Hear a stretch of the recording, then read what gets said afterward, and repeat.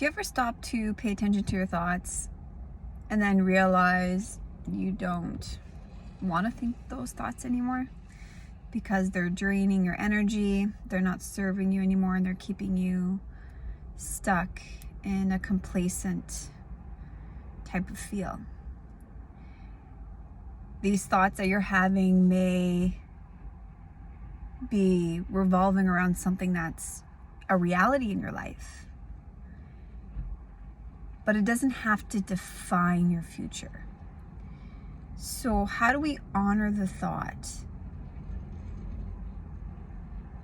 yet do the inner work to choose something different in the moment, to recreate a different feeling so that our future is now pointing towards what it is we desire versus our current reality, which is maybe something that we don't desire.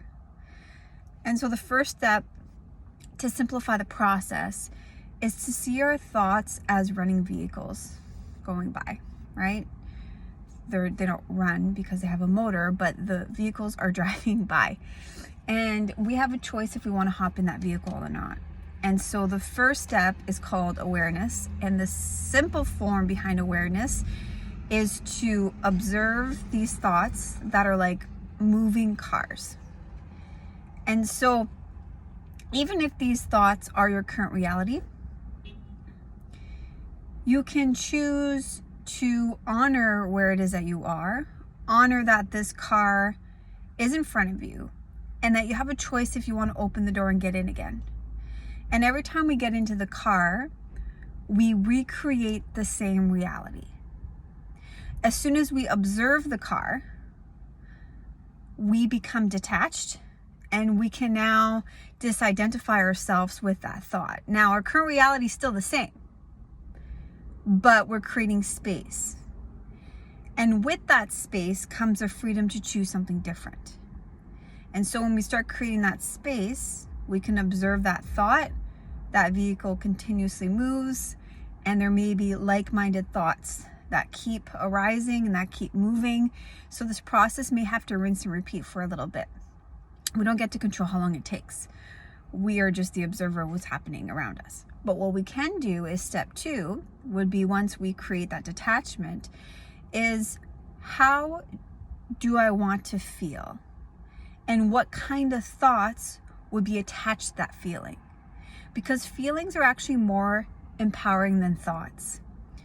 Because if we bring it back to the foundational understanding of what happens during any type of manifestation, whether it's conscious or unconsciously, we have a thought that creates, or we have a belief system that creates thoughts, that creates a feeling, that within time creates a strong emotion in our body.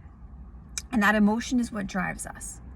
So if we want to create a new reality for ourselves, and we are currently facing a reality that may not be our preference, what we need to do is recreate that feeling in our nervous system as if that new reality is already there. And people will think you are crazy. Guilty over here, okay? When you start doing this work. Because A, they may judge you because they can't themselves comprehend how you can shift a reality. There may be jealousy, there may be some restrictions within themselves. They may judge you and say that you are bypassing your emotions and your reality and whatnot. So I want to touch on that first before we get on to the next step. Is you're not bypassing your emotional state and your current reality if you are aware where you currently are in your life, like a GPS system. You need to be grounded and see where it is that you're at. Understand and observe, maybe not understand, but observe these thoughts that you're having about your current reality. And when you create that detachment, right, you honor where you are, you honor where you are, or how you're feeling in the moment. Yes, 1000%.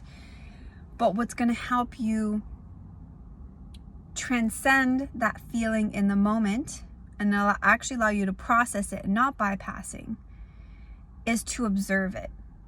It's to understand that you are not the feeling, you are not the thought, you're a person behind it, observing it. And so when we shift from that, we are no longer bypassing anything. We are allowing our nervous system to feel what it needs to feel in the moment based on the thoughts that we were having, which is grounded in the belief system of our current reality or what happened in the past. However, we create awareness and we observe so that we don't become attached by it. We don't hop in the vehicle and recreate the same patterns over and over and over again, and nothing ever gets transcended. I got mocked so many times for using the word transcendence because there's a huge misunderstanding in transcendence. Transcendence simply means allowing a safe place in your nervous system to process organically what's happening as you observe it and not become identified by that thing. And when you do that, transcendence, yes, happens in a moment, but like I explained, the situation, your current reality may be a big ball of stuff, of mush, of a belief. And so every time that you do this process, it gets smaller and smaller and smaller and smaller and smaller until it slowly dissolves. And so then what happens is you start recreating a new feeling, because now you're creating space on what kind of thoughts do I want to feel, right? Or what kind of thoughts do I want to feel? Yeah, sure, we'll go with that.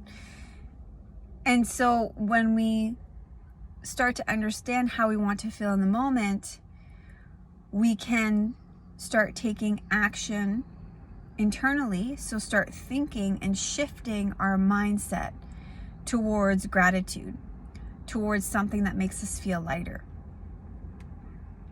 So whatever it is that you want to change in your life, ask yourself, how is that going to make me feel? And what kind of thoughts would align with that? And practicing gratitude as a general standpoint is a great start, a great beginning for us to start to shift our future reality through the art of being present, observing our thoughts, allowing any emotion to come up, but then also have the power to choose what you want to focus on. So internally, you can shift how you want to feel. And you then become the driver of your mind, and your mind doesn't drive you. And that's how we take our power back. Because when we are in fight or flight, our nervous system runs the show. And if our nervous system is used to freezing, fighting, flighting, fawning, then it's creating fear and reproducing that day in and day out on autopilot. It's like a computer program that keeps running and running and running. So think of a hamster on a hamster wheel. We keep living our day the same. Maybe we're processing, but we're not creating the space. And processing is a huge step if we are used to not feeling our feels, and we're used to stuffing things under the carpet because we're ashamed for our emotions, right? So there is steps that we need to take. And so when we put the stick in the hamster wheel, that's becoming the observer of these cars driving by, which represents the thoughts, which allows us the freedom to now choose something different, something that is more in alignment with the future that we want to create for ourselves. But we can only do that through the present moment. And we can only do that from conscious realization of where we currently are without judgment, and doing the work to monitor our thoughts within, and allowing ourselves to open our hearts and start to think and feel differently. And that is going to be weird to the nervous system. It's going to be a little bit of a shock, because your nervous system is going to want to pull back to old behavior, old habits. And so the trick is it's like a gym. When you start working out and your muscles aren't used to it, you're going to want to give up right before the payoff comes. And so we need to build what's called resilience, which can help through a self-care plan, so that we can tender our internal world as we go on with our external world. And if you need a self-care plan, I have one that I've done for Inner Beauty years ago. that I just redefined. You can click on the link that I will share if you're watching from Instagram or Facebook and start your own routine. But if there's 2 things that you could do to start your self-care plan that will help calm the nervous system as you're doing this work described in this video, number 1 would be hypnosis at night. Is a huge tool. I've used it in so many areas of my life. I used it during my separation, when I was manifesting my new partner, when I wanted to manifest a trip halfway across the world, when I wanted to manifest inner beauty, when I wanted to manifest a new career, when I gave a natural birth through hypnobirthing with my first child. I mean, the list goes on, but I've literally done it in so many different areas of my life. And hypnosis is a way to reprogram the subconscious mind. So if you're looking for tools on that, Dr. Bruce Lipton is the one who talks about that. And it's actually in my self-care plan, the video that he talks about how we reprogram our subconscious mind. And so that would be number 1, because we're super busy. So it's essential that we utilize tools that are easy to implement and that are effortless, so that when we are in the moment and it becomes difficult, we set ourselves up more for success at the end of the day. Second tool would be something that I forget because I've got baby brain. What was the second tool? Hypnosis. Oh, gratitude. Recreating that feeling. So every morning and every night before you go to bed, write down things you are thankful for.